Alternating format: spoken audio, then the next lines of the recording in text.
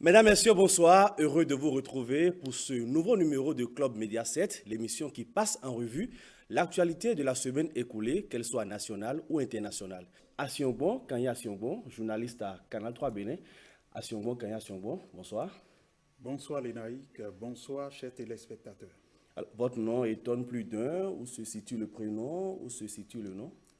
J'ai deux prénoms qui sont en valeur là, Asiongbon, Kanyi, et puis le nom Asiongbon. Et quand on est de l'ère Mina, on comprend aisément cela. Donc ça suscite vraiment un peu de la bizarrerie au niveau des téléspectateurs, au niveau des amis qui se demandent si je suis congolais. Non, je suis béninois à 100%, mère béninoise, père béninois. Merci. Également avec nous en plateau, Achille Fatondi de la Radio Nationale. Achille Fatondi, bonsoir. Lénaïque, bonjour, bonsoir, selon euh, la zone où les gens nous reçoivent, hein, puisqu'on émet aussi en ligne, n'est-ce pas? Et j'ai le plaisir et l'honneur de participer à cette émission avec un aîné, un admirable aîné que je salue, Asiongbon.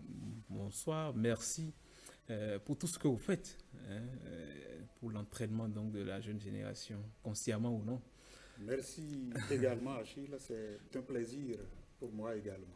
Vous Merci. présentez la matinale sur la Radio Nationale. C'est quoi le concept? Ben oui, c'est un magazine d'information tout type, en même temps aussi de rubriques de chroniques thématiques qui, chaque matin, eh bien, permet aux auditeurs de l'ORTB, de Radio Bénin, d'être au parfum de l'actualité, mais aussi de pouvoir avoir des notions sur tous les sujets qui préoccupent et qui participent aussi du développement humain. C'est en gros un magazine qui euh, en même temps informe mais éduque à la fois. Voilà. Merci à vous, cher Achille Fatondi. Première rubrique de cette émission, c'est la revue de presse hebdomadaire que nous propose ici Marcel Arrossi.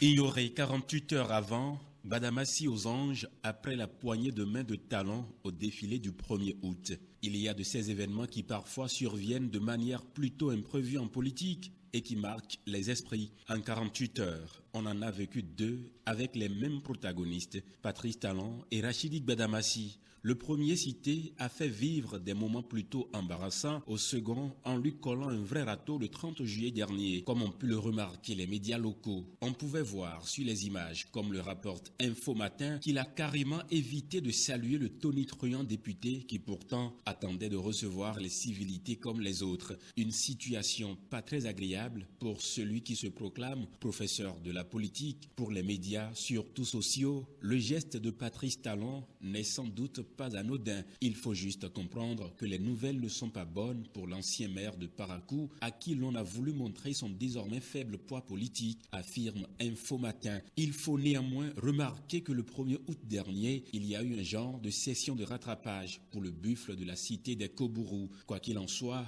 les deux scènes, espacées juste de quelques heures, feront date et tâche indélébile dans les arcanes de l'histoire politique du Bénin, même si ce sera dans les faits divers ou dans la catégorie des chiens écrasés. Commune de Soava, dans la 6e circonscription électorale, 9 ténors de l'Union progressiste rejoignent le bloc républicain. 9 acteurs politiques, et pas des moindres selon Fraternité, abandonnent le navire de l'Union progressiste le samedi dernier en présence de l'honorable Nathanaël Sokwekpe. Les nouveaux adhérents au parti du Cheval Blanc ont évoqué les raisons de leur démission et de leur choix. Au bloc républicain, la vie en communauté, la vie en politique, la vie en société fait son chemin. Il y a du savoir-faire et du savoir-être qui caractérisent cette famille politique. Selon leurs propos, leur avenir politique rime désormais avec le bloc républicain. Élection au Bénin vers une nouvelle loi pour fixer les centres de vote. La loi numéro 2013-09 du 3 septembre 2013 portant détermination et fixation des centres de vote en République du Bénin connaîtra dans les jours à venir sa modification négociations selon le matinal. Les députés ont enclenché le processus jeudi dernier à l'issue d'une plénière inscrite au programme d'une première session extraordinaire au titre de l'année 2022. Rejet de son recours devant la chambre d'appel de la Criette,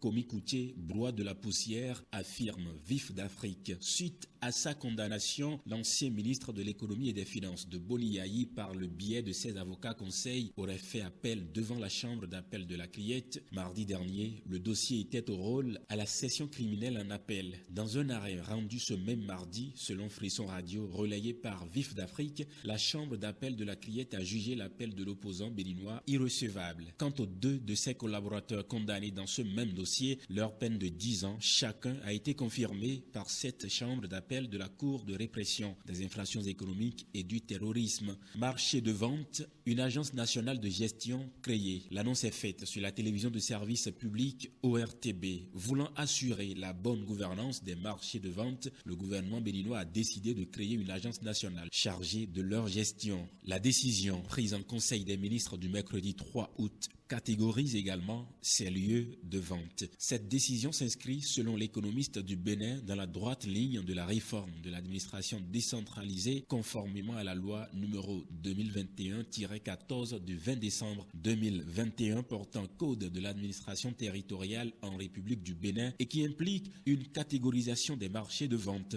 Toutefois, la gestion de l'ensemble des marchés relève de l'Agence nationale de gestion des marchés, dont les statuts ont été adoptés. Selon l'investigateur, celle-ci est notamment chargée, entre autres, de la gestion et le développement des marchés dont elle a la charge, l'assistance à l'exploitation durable des marchés et équipements marchands suivant les normes établies en la matière, en concertation, le cas échéant, avec les communes d'implantation des dites infrastructures. La gestion des opérations dans les marchés en ce qui concerne l'organisation des différents secteurs, l'attribution des espaces, la collecte des redevances, la sécurité, la maintenance, l'entretien, les péages, la collecte et le traitement des déchets. Finissons avec la revue de quelques grands titres de la semaine. Le grand regard, pleine indépendance du Bénin, jusqu'où ira la révolution culturelle de Patrice Talon, point d'interrogation. La Croix du Bénin, 62 ans de l'indépendance du Bénin, fierté et responsabilité devant l'histoire, fraternité, performance aux divers examens de fin d'année, bilan positif pour les privés, une percée bénéfique pour le public. La nation,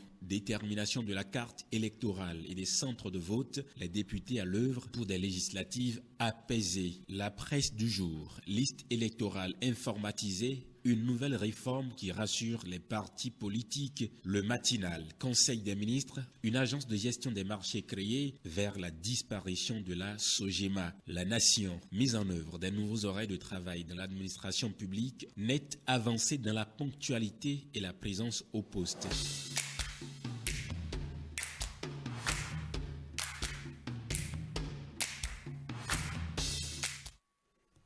Merci à vous, Marcel Arossi. À présent, le plat de résistance de cette émission, 7 jours au Bénin.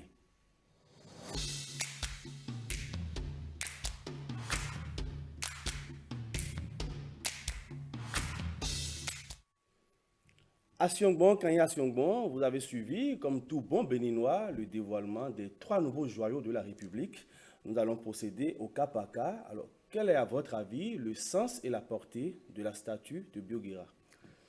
Bioguera, on se le rappelle, quand on était à l'école primaire, c'est l'un des pans de l'histoire du Bénin qu'on nous apprenait. Bioguera, ce fut un vaillant guerrier, un vaillant roi, disons, de la partie septentrionale du Bénin. Et lorsque un gouvernement en arrive à lui faire cet hommage, à ériger sa statue à l'entrée du territoire béninois quand on vient par les airs, c'est une très bonne chose. On a pris trop de temps à honorer la mémoire des gens qui ne sont pas des Béninois. Je ne voudrais pas parler de la place Bagnol à Porto Novo qui comporte la statue du roi Tofa. On a des endroits à Cotonou et ailleurs qui portent le nom des gens qui ne sont pas des Béninois. Alors que lorsqu'on érige une statue comme ça en l'honneur d'un roi, d'un vaillant guerrier comme Biogera, c'est une très bonne chose. Pourquoi? Parce qu'il a été pour quelque chose dans la lutte contre le colon à l'époque. Et si le gouvernement actuel n'a pas détecté en lui cette ferveur de défendre son territoire ou de défendre ses frères, le gouvernement n'allait pas l'honorer jusqu'à tel point, jusqu'à ériger une statue en son honneur à l'entrée du Bénin lorsqu'on vient par les airs. Effectivement, Achille Fatondi, quelle est la symbolique et la valeur historique du monument de Biogera? Eh bien, c'est énorme. Je pense que Asiongbon l'a dit tout à l'heure. Biogera, depuis le cours primaire, hein, comme l'a su bien dit l'aîné, eh bien, c'est un vaillant combattant, celui-là même qui fait partie des figures emblématiques de notre pays, qui a permis à notre nation d'engranger des victoires éclatantes face à l'envahisseur. C'est donc l'un de ces personnages qui, dans notre pays, devrait être célébré. Et par cet acte, le président Patrice Talon, encore une fois, vient nous enseigner le fait que nous devons apprendre à davantage célébrer les nôtres qui posent des actes de vaillance, des actes vraiment qui poussent le Bénin un peu plus vers son développement. Je pense qu'il y a une phrase lors de l'inauguration de ce monument qui résonne toujours dans ma tête et je pense que ça doit être ainsi dans la conscience collective. C'est que plutôt que de mettre chaque fois, d'attirer chaque fois l'attention sur le côté négatif des choses, il faut plutôt davantage encourager tout ce qui est bien. Il faut davantage faire la promotion de ce qui est bien, de ce qui inspire, n'est-ce pas, le bien et de ce qui constitue des éléments positifs de notre évolution dans le temps. Et c'est ce que le président Patrice Talon a su bien faire. Je pense que c'est un signal fort, quel que soit là où nous serons et quel que soit le raisonnement que nous allons tenir, quelle que soit la circonstance, il faut que nous nous souvenons de cet important signal. Il faut célébrer, il faut apprendre à célébrer. Même si c'est une petite partie de bien, il faut célébrer. Cela a le fort d'encourager, de donner plus de chances d'avoir des actes positifs, n'est-ce pas, qui poussent notre pays vers la destination que nous voulons tous pour le Bénin. On en vient maintenant à la majestueuse et imposante Amazone, un monument qui immortalise les prouesses des braves guerriers du royaume de Dahomey. C'est toujours pour montrer le côté vaillant du peuple béninois. Lorsqu'on quitte Biogera pour les Amazones, c'est forcément qu'on a eu des courageux à l'époque, des gens qui, de par leur position, ont essayé de montrer aux colonisateurs que le Béninois, à l'époque Dahomey, montrer aux colons que le Béninois n'est pas du tout quelqu'un de peureux, que c'est plutôt un Béninois est plutôt un vaillant guerrier qui n'a peur de rien et qui peut donc affronter toute situation. Et lorsque on érige un monument en l'honneur de nos Amazones, on sait le rôle qu'ont joué ces Amazones-là, surtout du temps du roi Guézo, qui combattaient vraiment, qui allaient au front sur les champs de bataille pour participer aussi à la défense de leur royaume. Et lorsqu'on en vient à ériger une telle statue aussi, il faut reconnaître que c'est une sorte, excusez-moi la répétition, c'est une sorte de reconnaissance au rôle que tout ce monde-là a joué. Des femmes à l'époque qui affrontaient avec des sabres, des couteaux, des bâtons, une armée qui avait des armes modernes, qui avait des fusils. Il faut célébrer cela, c'est des célébrités en un mot pour moi. La bravoure féminine magnifiée et célébrée à jamais.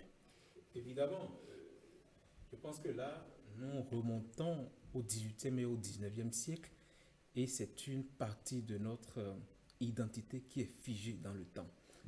C'était nécessaire de réhabiliter cette histoire, de ramener, n'est-ce pas, aux yeux de la jeune génération, cette époque que notre pays a vécue. Je pense que lorsqu'on parle des Amazones, c'est vrai, ici, c'est la femme qui est avant tout mise en vedette, mais aussi c'est un message pour dire, oui, le sexe féminin n'est pas forcément le sexe faible, tel que nous avons souvent entendu dire, n'est-ce pas, aux espaces ou bien aux lieux de prise de décision, partout, on pense que la femme doit toujours être reléguée au second rôle ou au second rang. Cette statue vient dire à toutes les femmes qu'elles peuvent, qu'elles sont capables, telles nos Amazones l'ont fait à une époque donnée dans notre pays, elles peuvent elles aussi, n'est-ce pas, aujourd'hui, participer de façon active à tout débat, n'est-ce pas, à tout ce qui est chantier dans notre pays, à tous les combats. Il ne s'agit pas forcément de combats guerriers ou de combats tels qu'on l'a vécu par ces années du passé, non, mais les combats qui sont les nôtres aujourd'hui au plan du développement, les combats qui sont les nôtres aujourd'hui au plan de la politique, les défis actuels. Les défis actuels, donc les femmes ont leur rôle à jouer, ont leur contribution à apporter à l'édifice qu'est le bien-être que nous devons construire ensemble. Donc, c'est un peu comme, ça sonne comme un appel à la mobilisation de tout le monde, hommes comme femmes. Et à la jeune génération, ça vient raconter une épopée, ça vient raconter une époque de, comment est-ce qu'on va dire ça, de l'histoire de notre pays où le Dahomey, Bénin d'aujourd'hui, a quand même fait parler de lui dans l'espace de l'Afrique noire. Donc je pense que au-delà même d'être un attrait touristique, c'est toute une identité qui est reconstruite. On nous appelle à retourner à nos origines. C'est important, il faut savoir d'où est-ce que l'on vient.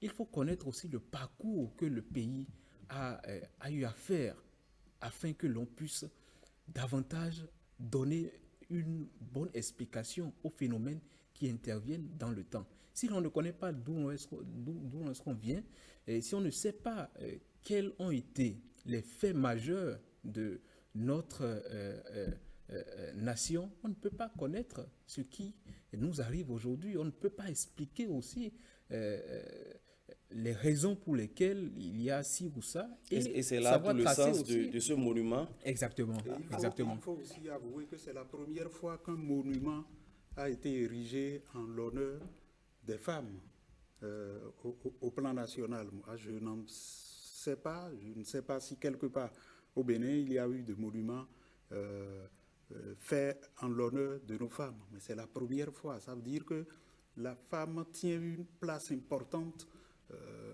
dans notre société qu'il faut valoriser. Je parle de la femme et en érigeant une statue pareille à leur intention, ça veut dire que, comme le disait Achille, les femmes ont un rôle à jouer dans ce pays, comme elles le revendiquent depuis fort longtemps.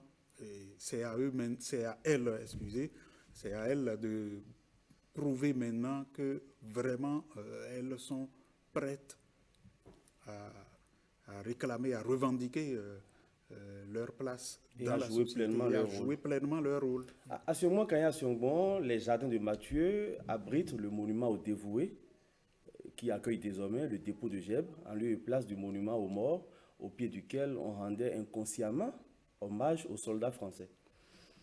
voyez, moi, je n'avais jamais eu en idée, je n'avais jamais eu à l'esprit que quand on parle de monuments aux morts sans spécifier de quel mort il s'agissait, que ce n'était pas forcément pour les Dahomey ou les Béninois seuls. C'est lorsque j'ai entendu le discours du chef de l'État qu'il a prononcé lors de l'inauguration que je me suis rendu compte, que j'ai pris conscience pour me dire, mais voilà, mais on rendait hommage sans le savoir à des gens qui ne sont pas béninois et on parlait de monuments aux morts. En l'honneur de quelle mort? Et voilà une maison dont on ne voyait pas l'intérieur, qu'on a transformé en chose là, en une place appelée Mathieu, et c'est symbolique du nom de celui qui avait occupé ces locaux-là avant. Je veux parler du général Mathieu Kérékou, ancien chef de l'État. Aujourd'hui, on a vu sur cette place-là, c'est en l'honneur donc des Béninois qui non seulement avaient combattu à l'époque et qui aujourd'hui aussi continuent de faire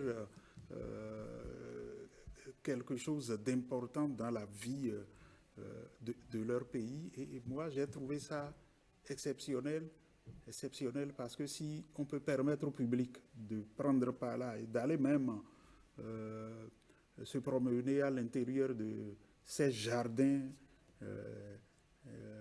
ce serait une très belle chose. Cela va être fait, assurément. Assurément, parce que ça ne va pas, il ne faut pas que ça reste simplement objet de perception des piétons, des passants qui voient ça seulement. Ce qui est sûr, c'est une place publique. Achille Fatondi, une vraie restauration de l'histoire signée Patrice Talon.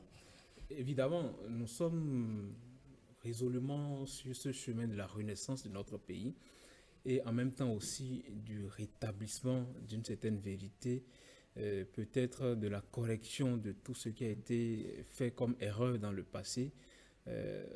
C'est à l'actif du gouvernement et de son chef. Je pense que effectivement, le colonisateur, vous savez, nous a entraînés dans beaucoup d'erreurs. Il y a eu des choses que nous avons fait jusqu'ici qui, au fond, n'avaient aucun sens. Et moi, quand j'ai écouté le président Patrice Talon sur cette pratique du dépôt de gerbes, je me suis dit, comment est-ce que ça s'est fait et que pendant toutes ces années, on n'a jamais su. Pendant 62 ans. Bon. Ou pendant 21 ans au moins. Finalement, je me dis, voilà quelqu'un qui, derrière chaque acte, chaque décision, a toujours fouillé et a toujours su dans quelle direction nous allons. Ça veut dire que tout est programmatique, tout est planifié et tout est pensé et bien pensé.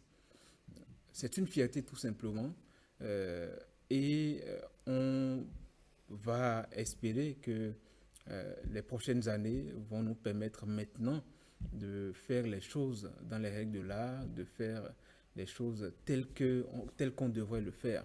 Et les jardins de Mathieu, au départ, lorsqu'on travaillait sur les lieux, personne ne s'imaginait le résultat final. Aujourd'hui, indiscutablement, nous sommes fiers de ce que ça donne comme produit et nous avons le plaisir de voir, n'est-ce pas, les couleurs qui, on va dire, qui parachèvent la beauté des lieux, avec aussi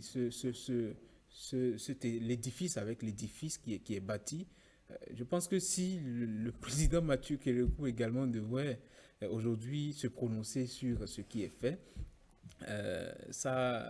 je suis très sûr qu'il ne s'en plaindra pas. Et peut-être que certains vont espérer qu'on mette quelque chose qui reflète vraiment l'image même du président Mathieu Kérékou. Mais je pense qu'il y a une multitude de choix. Et parmi toutes les options que nous avons sur la table, il faut bien faire un choix. Nous l'assumons et avançons. Patrice Talon célèbre ainsi le patriotisme et la grandeur du Bénin. Nous allons rester dans la même veine pour évoquer les festivités du 1er août avec le retour du défilé, un retour marqué cette année par de riches innovations. Bien sûr, riches innovations. Et lorsque vous parlez d'innovation, je vous vois venir. Vous parlez par exemple de ces parades militaires. Vous parlez par exemple aussi du lieu de célébration, le cadre, n'est-ce pas? Boulevard de la Le Marina, boulevard de la Marina, la tribune officielle imposante. la tribune officielle.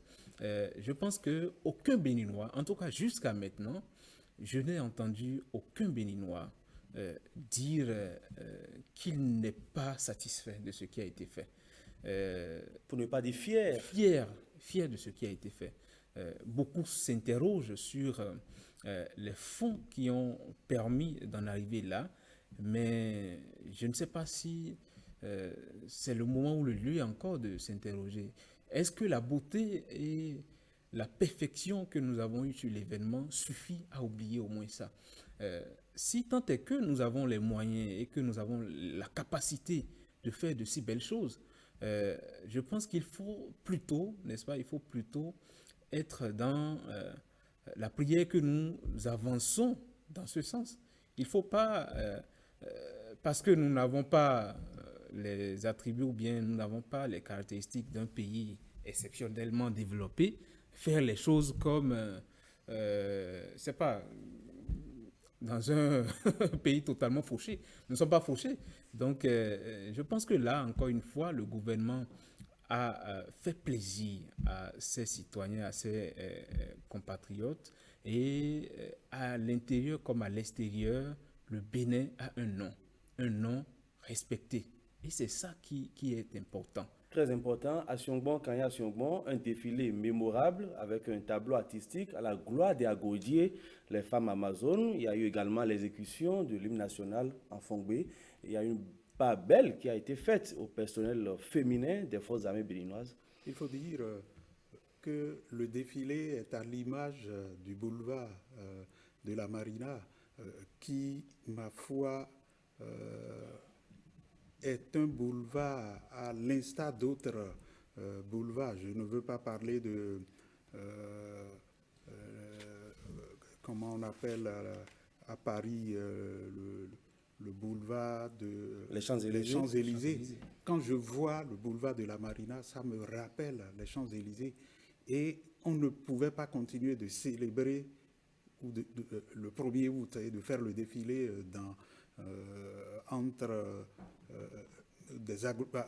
au niveau d'une agglomération comme l'étoile rouge, là, c'est étoile rouge Zongo, le quartier Zongo. Ce fut une époque. Ce fut une époque parce que non seulement tout autour de cette grande avenue, il n'y a pas de l'esthétique, alors que le boulevard actuel reflète vraiment la grandeur du Bénin. On a montré à la diplomatie internationale que le Bénin a aussi des choses à mettre en valeur. Et un défilé qui vient couronner tout ce qui est fait comme réflexion, tout ce qui est pensé par le chef de l'État, Patrice Talon, pour donner de la valeur à la chose. Et on a vu nos forces armées qui ont montré que vraiment elles peuvent vraiment représenter ou défendre les couleurs nationales, défendre le territoire en matière de sécurité, en matière de défense. Et on a vu plein de choses. Ensuite est venu s'ajouter les tableaux que nous a présenté cette troupe au niveau traditionnel, qui montre que réellement le Bénin dispose des atouts, et les diplomates l'ont dit à d'autres occasions après, que c'était une occasion pour eux de découvrir ce dont recèle la culture béninoise. Et tout ceci sous le regard de l'Amazone, dans un décor féerique. puisque on a voulu faire honneur à nos femmes, à ces Amazones aussi. C'était un décor vraiment exceptionnel, splendide, qui ne pouvait que recevoir de pareilles manifestations. Et pour les fois à venir, ça va être désormais, je crois, ça va être désormais là. C'était de l'esthétique, du beau, comme le chef de l'État en a la magie, en a l'opportunité, il a montré. Et ça ne pouvait pas être beau. On parle, les Européens, les Occidentaux, même quand ils viennent au Bénin aujourd'hui et ils passent sur ce boulevard-là, sur cette avenue-là, ils vont se dire, mais on parle de telle place dans le monde, mais le Bénin aussi, il y en a. Imaginez-vous que les Occidentaux disent que la ville la mieux tracée, la mieux en ordre dans le monde, c'est Cotonou. Quand on voit nos rues, quand vous quittez Fifadi pour Zongo jusqu'au niveau de l'OCBN, c'est une rue, une voie rectiligne. Lorsque vous prenez chacune de nos voies, vous ne voyez pas, vous ne tournez pas sur vous-même pour aller d'un point A à un point B ou d'un point A à un point C. Vous allez directement. Et ça reflète vraiment ce que les dirigeants actuels ou ce que les gens disent de Cotonou. Et c'est le lieu de féliciter les équipes techniques de l'ORTB. C'est grâce à ces équipes-là qu'on a eu de très belles images. De très belles images, puisque vous m'amenez à vous féliciter. Je vais le faire parce que d'abord, vous avez réalisé des reportages sur le lieu qui ont été diffusés un peu avant l'événement, avant les manifestations, que j'ai apprécié. Vous avez fait un travail important, remarquable au niveau de l'ORTB. Moi, ça m'a beaucoup enchanté, les descentes, les incursions au niveau d'Alada, du camp d'Alada, au niveau de la caserne d'Alada, au niveau de la caserne des sapeurs-pompiers, et puis tout ce qui a été déployé pour qu'on ne rate aucune image de ce grand défilé-là. C'est à l'actif de l'ORTB, évidemment. Merci, Kaï Asiongo. Asiongo, Kaï Asiongo. Exactement. Achille Fatonji a noté la présence remarquable et remarquée de deux anciens chefs d'État, Nicéphore Soglo et Boni Yaye. Oui. Alors, vous me permettrez, avant d'évoquer cet aspect des choses, je ne sais pas si vous lisez aussi dans la symphonie de tout ce qui se passe. On a décidé désormais de faire une part belle, une place à la femme. Et vous aurez constaté que dans le défilé, regardez la garde nationale et ce bataillon composé spécifiquement de femmes. C'est magnifique ce que nous avons vu d'elle, avec ces pas exécutés dans un ordre qui ne dit pas son nom. Voyez également celle qui était au volant de tout ce qui a défilé comme voiture, et vous verrez que vraiment nous sommes en train effectivement de remettre les choses à leur place. À la fin, ces jeunes filles également qui ont ramené toute la nation à cette époque des Amazones, voyez, elles ont su communiquer une certaine émotion. Voyez l'art dans lequel elles ont rendu, n'est-ce pas, cette prestation artistique, et voyez tout ce qu'on peut faire au Bénin. Finalement, nous nous révélons à nous-mêmes et nous constatons tout simplement que notre pays a beaucoup à vendre à l'extérieur. Un mot sur la présence de Soglo et de Boni Yaye. Pour venir aux présences des anciens présidents, oui, unité de façade, diront certains, mais c'est un pas. Parce que par le passé, on ne l'a pas connu. Vous vous souvenez de ces célébrations de la fête nationale où nous n'avons vu aucun président, du moins les anciens qui devraient quand même venir rehausser aussi. C'est un moment en fait de communion, n'est-ce pas? De communion où tous les fils et toutes les filles du pays viennent se souvenir de ce moment de la proclamation de notre indépendance. C'est donc un moment qui doit rassembler tout le monde.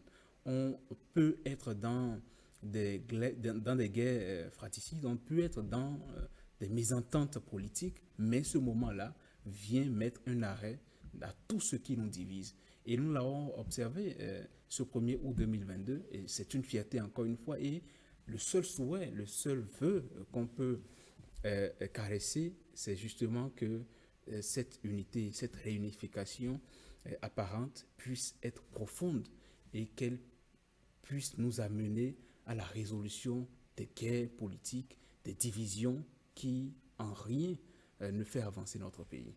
Place maintenant à l'actualité hors de nos frontières, c'est dans la rubrique Interactu.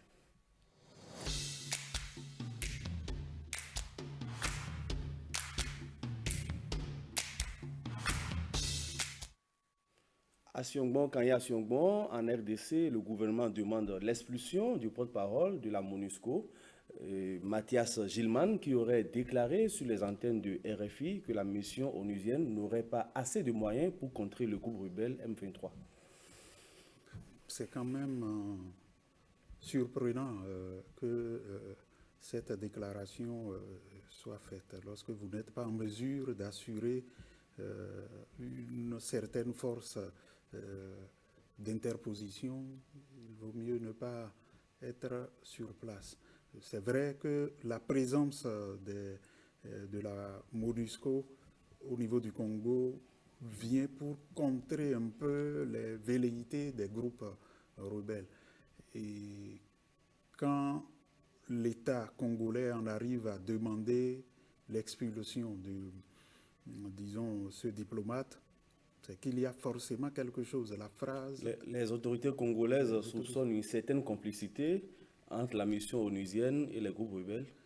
Ça dépend des autorités congolaises elles-mêmes. Lorsque vous êtes un pays et que vous n'arrivez pas à contrer ceux qui vous attaquent, vous n'arrivez pas à contrer des adversaires qui ne sont pas connus, ça veut dire que vous n'avez pas la capacité de défendre votre territoire. N'oubliez pas que le Congo est sous embargo et actuellement ne peut pas s'approvisionner en armes et que la MONUSCO devrait venir en appui. C'est ce que disent les autorités congolaises.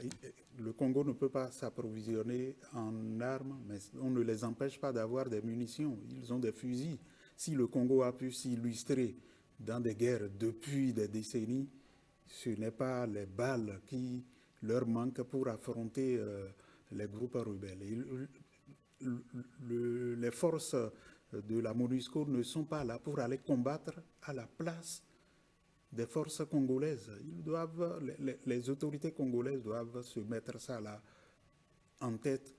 C'est d'abord leur territoire, leur propre pays. C'est à elles de tout faire pour défendre leur territoire. Et si possible, pourquoi ne pas s'entendre avec la MONUSCO, les forces de la MONUSCO sur place pour organiser des défenses collectives.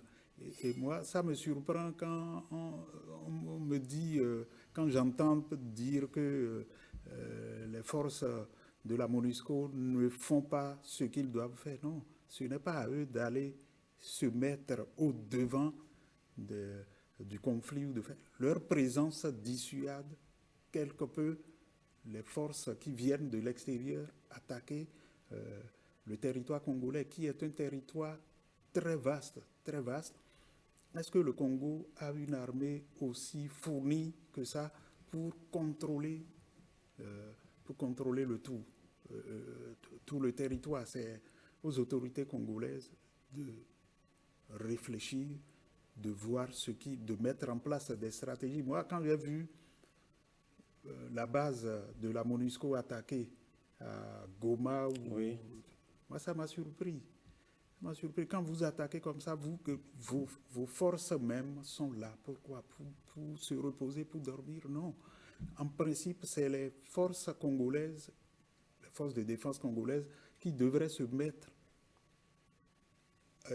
comment dit-on, devant, au niveau de choses là, pour affronter l'ennemi.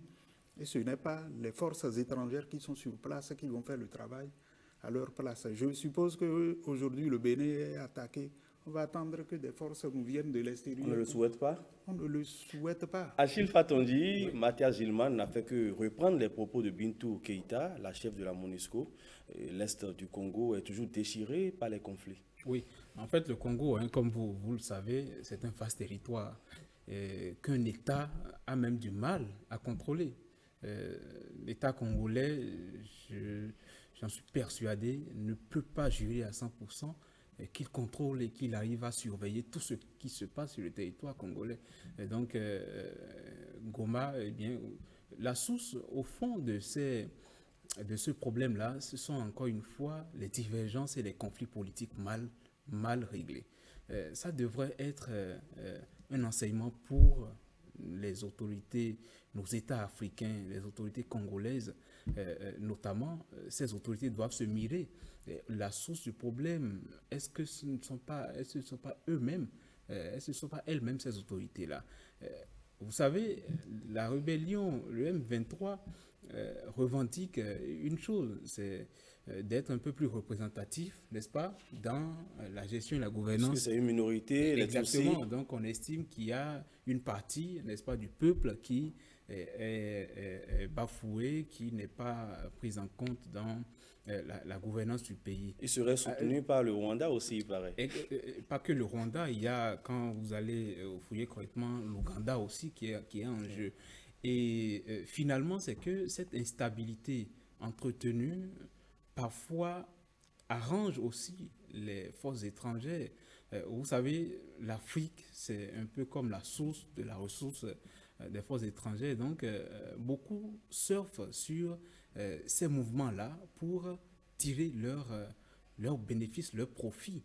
Alors, la mission onusienne, effectivement, comme le disait Assiongbon, n'est pas là pour jouer le rôle, n'est-ce pas, des soldats congolais.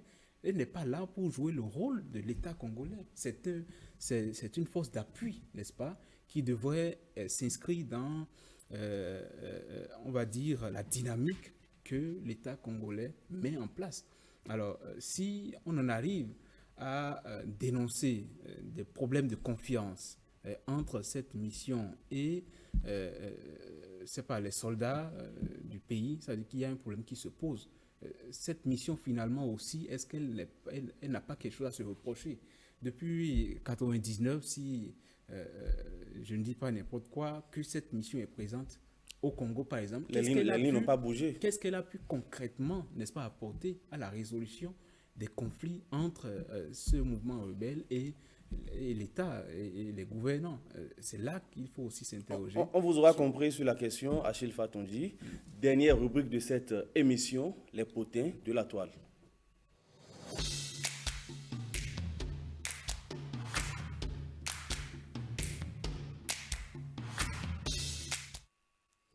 Les potins de la toile, Assiongbon, Kanye Assiongbon, Samuel Eto'o-Fils auraient été aperçus à Paris, à moto.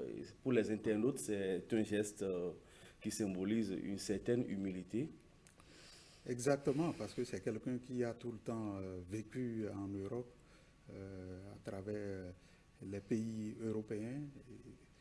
Ça ne peut pas surprendre. C'est un joueur, il n'est pas une autorité, il n'est pas. C'est vrai qu'il est le président. Il est l'actuel président de la Fédération camerounaise de football. Cela ne l'empêche pas de circuler à moto, même à vélo, dans ces pays-là. Parce que, vous savez, en Occident, les gens aiment beaucoup plus aller soit à vélo, soit à moto pour aller plus vite. Et moi, j'ai vu un candidat du PS à l'époque, désigné déjà candidat à Paris, qui était conduit par un de ses gardes sur moto, François Hollande, devant l'Assemblée française. Il était à moto, il était à scooter. On a vu Taubira à vélo aussi. Oui, Taubira à vélo. Et ailleurs, c'était le président, le vice-président de l'Assemblée danoise qui roulait à vélo pour faire près de 20 km et aller répondre à une interview quelque part. Si Samuel Eto'o en arrive à rouler aussi sur moto, sur scooter, c'est la preuve qu'il il ne se réfugie pas derrière son statut d'actuel président de la Fédération camerounaise de football. Et ancienne gloire du football. Quand il était là-bas, quand il n'était pas encore président de la FECAFOOT, quel était le train de vie qu'il menait? Sûr qu'il se baladait à moto, il se baladait à pied, il se baladait à vélo, et ça ne peut pas vraiment surprendre. Ça veut dire que voilà, c'est quelqu'un qui se considère comme toujours populaire, comme tout le monde. Achille Fatondi, Eto'o à vélo, buzz ou véritable signe d'humilité? Ben moi, je pense que Samuel Eto'o serait peut-être dans son lit douillet quelque part à lire ses commentaires et va en rire. Les gloires et les stars n'ont jamais caché ce côté de vie plaisante qu'ils s'offrent parfois. Vous savez, il n'y a pas que Eto'o, on a vu aussi Cristiano Ronaldo, on a vu plusieurs autres, même les présidents, lorsqu'il s'agit d'aller s'offrir un moment de vacances ou de repos, loin de tout ce qui occupe au quotidien, eh bien, on peut se permettre tout. Et aller, c'est pas à moto, moi je l'aurais même vu à vélo, que bon, ça ne surprendrait pas. Encore que cette façon de faire permet de mieux contempler la nature, n'est-ce pas, de mieux être au contact, n'est-ce pas, des réalités de l'environnement, de mieux effectivement se faire plaisir. Et c'est la meilleure façon d'être relax, n'est-ce pas, de se détacher de toutes les contraintes qui ne permettent pas toujours d'être focus sur soi-même et de pouvoir apporter ne serait-ce qu'un moment on va dire, de plaisir à soi-même. Voilà. Et pour conclure cette émission, une pieuse pensée pour notre confrère Geoffroy Messan de Canal 3. Il était précédemment le responsable de l'antenne Monokoufo de la chaîne de télévision Canal 3 Bénin. Il a tiré sa révérence au cours de cette semaine. Assurément, quand je suis sous le coup de l'émotion. Oui, il faut dire que cela nous est tombé dessus dans la matinée du jeudi. On a appris la triste nouvelle, sa disparition. On en a beaucoup pleuré parce que c'était un collègue dévoué, c'était un journaliste qui arrivait à donner le meilleur de lui-même pour ne pas fléchir, pour montrer qu'il était à la hauteur de la mission, de la tâche qui lui était confiée de gérer le bureau régional des départements du Mono et du Koufo, paix à son âme. Achille Fatondi. Paix à l'âme de notre confrère à qui on doit du respect pour tout ce qu'il a pu apporter au monde de la presse, pour ses œuvres, ses prestations et son travail professionnel. Nul, étant journaliste, ne peut méconnaître Geoffroy Messan pour ses interventions, n'est-ce pas, à Canal 3. Nous ne pouvons que souhaiter que son âme repose en paix, n'est-ce pas, et dire nos condoléances aux familles éplorées, à sa famille professionnelle également. Que la terre lui soit légère. Stop et fin de Club Média 7 de ce dimanche. Je le rappelle, j'ai reçu Asiongbon Kanya Asiongbon, journaliste à Canal 3 Bénin. Merci. Merci Lénaïque, merci aux chers téléspectateurs. Également avec nous, c'était Achille Fatondi de la Radio Nationale. Merci également. Merci Lénaïque, merci à l'aîné, merci à toutes et à tous. Merci à vous, chers amis téléspectateurs. Merci à toute l'équipe de préparation et de réalisation de cette émission. Prenez donc le rendez-vous de la rediffusion pour le mardi à 22h30. À dimanche prochain.